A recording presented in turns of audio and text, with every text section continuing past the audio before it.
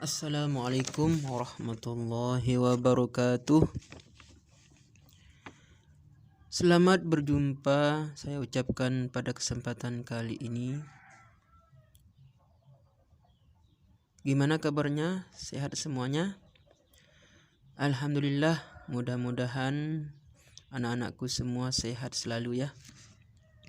Oke anak-anak, sebelum pelajaran hari ini kita mulai, kita berdoa terlebih dahulu ya. Semoga kita semua diberi nikmat sehat selalu oleh Allah Subhanahu wa taala, diberi nikmat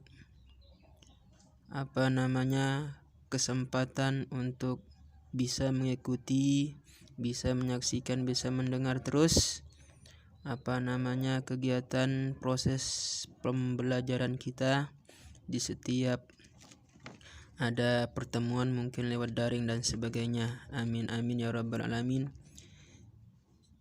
Jadi pada kesempatan video kali ini Bapak Guru akan mempresentasikan atau akan menjelaskan mata pelajaran Quran Hadis bab 1 ya, di pertemuan pertama semester ganjil kali ini, dengan tema pembahasan kita di bab 1 ini adalah Al-Quran Kitabku. Al-Quran Kitabku. Dengan kata lain, kita di bab 1 ini akan membahas secara mendalam tentang Al-Quran gitu. Adapun tujuan pembelajaran kita kali ini adalah yang pertama, menjelaskan pengertian Al-Quran menurut para ulama.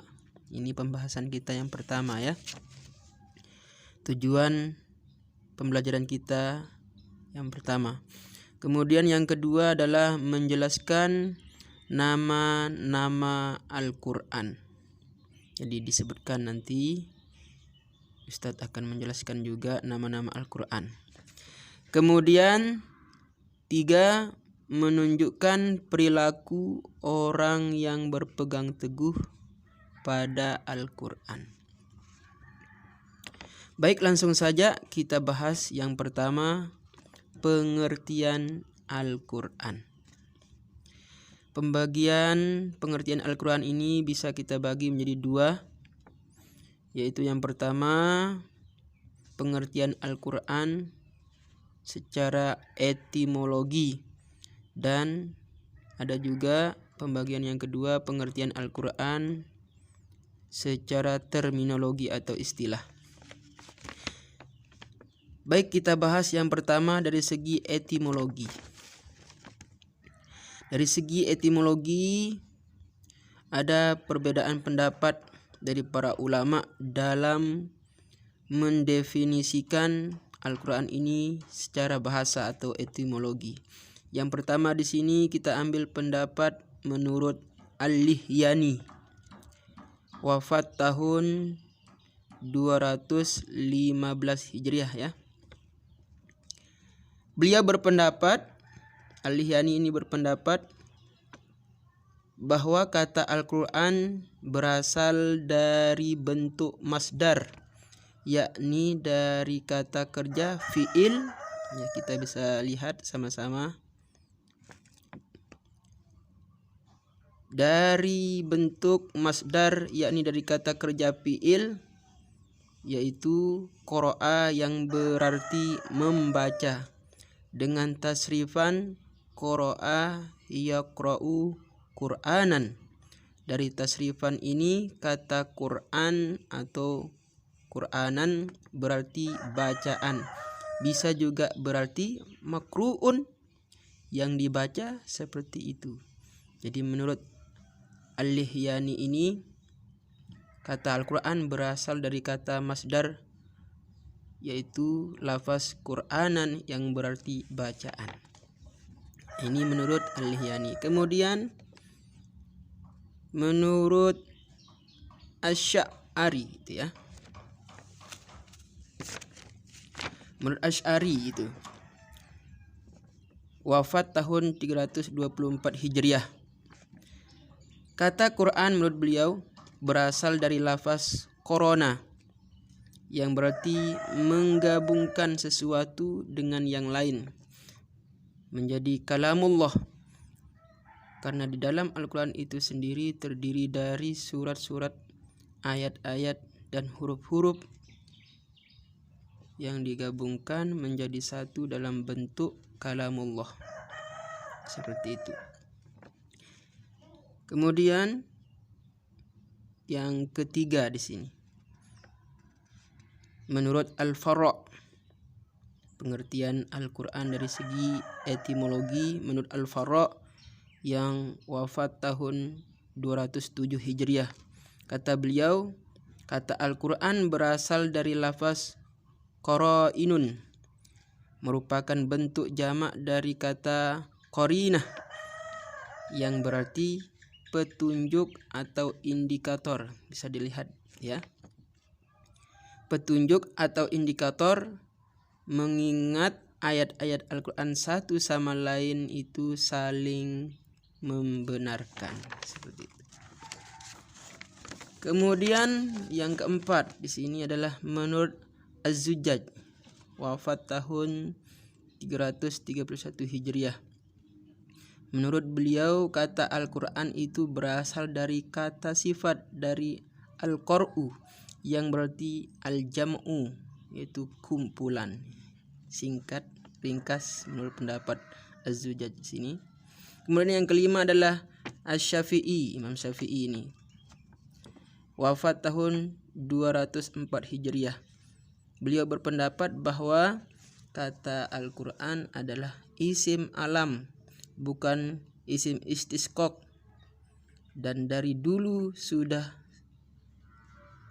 lafaz Al-Quran ini sebagai nama khusus bagi kitab suci umat Islam, yaitu yang kita kenal sampai saat ini ya, itu Al-Quran. Jadi dari kelima pendapat di atas yang saya sebutkan tadi, pendapat pertamalah yang tepat, yakni pendapat Al-Lihyani, yaitu kata Al-Quran berasal dari kata qara'a. Inilah pendapat yang masyhur dari segi etimologi atau bahasa. Nah, ini kalau ada pertanyaan nanti, pendapat yang paling masyhur adalah pendapat yang pertama Al-Lihyani, seperti itu ya. Adapun pembahasan berikutnya yaitu dari segi terminologi atau istilah. Ulama juga dalam masalah definisi Al-Quran dari segi terminologi atau istilah ini juga ada perbedaan pendapat. Di sini kita bahas dulu menurut Syekh Muhammad Khudari Bik ya.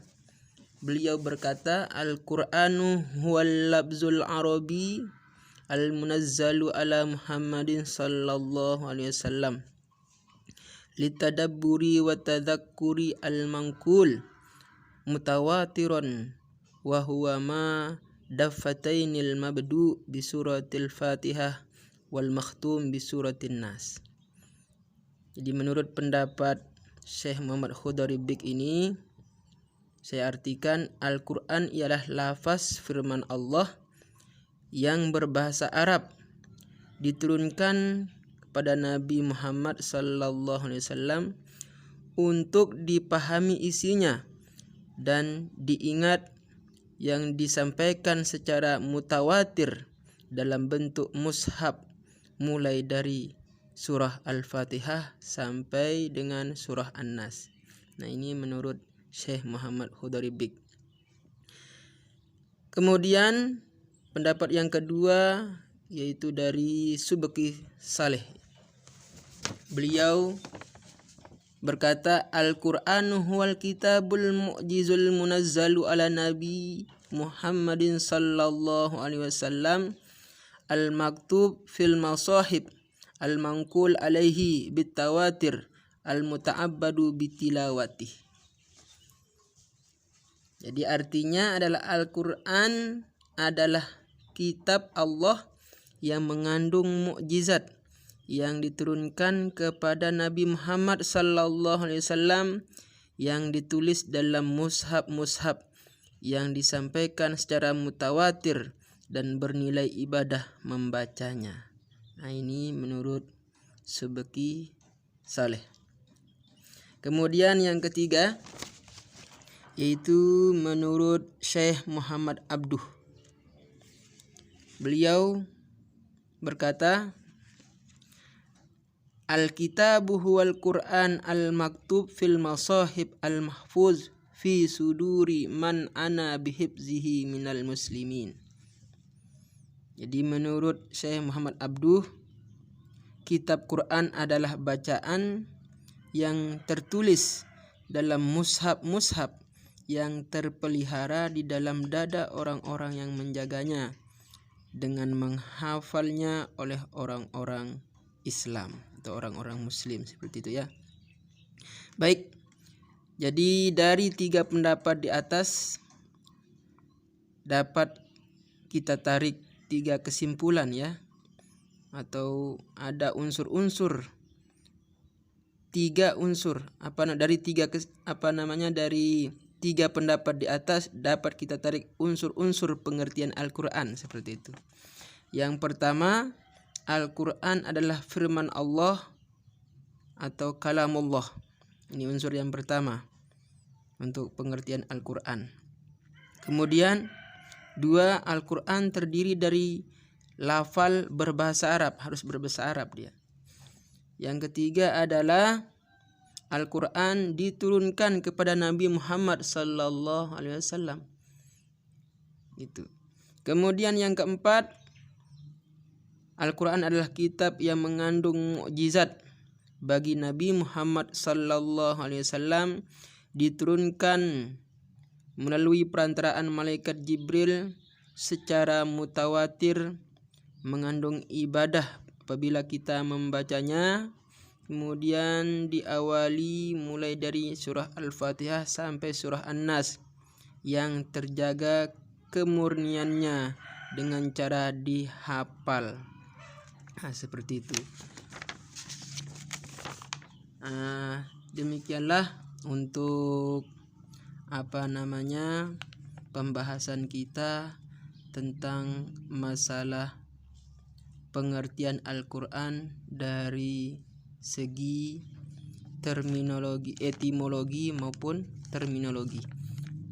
Mudah-mudahan apa yang kita pelajari pada kesempatan kali ini bisa menambah keilmuan kita, wawasan kita, kognitif kita untuk lebih mengenal pengertian Al-Quran dari segi etimologi maupun terminologi menurut pendapat para ulama yang sudah disebutkan tadi. Demikian, terima kasih.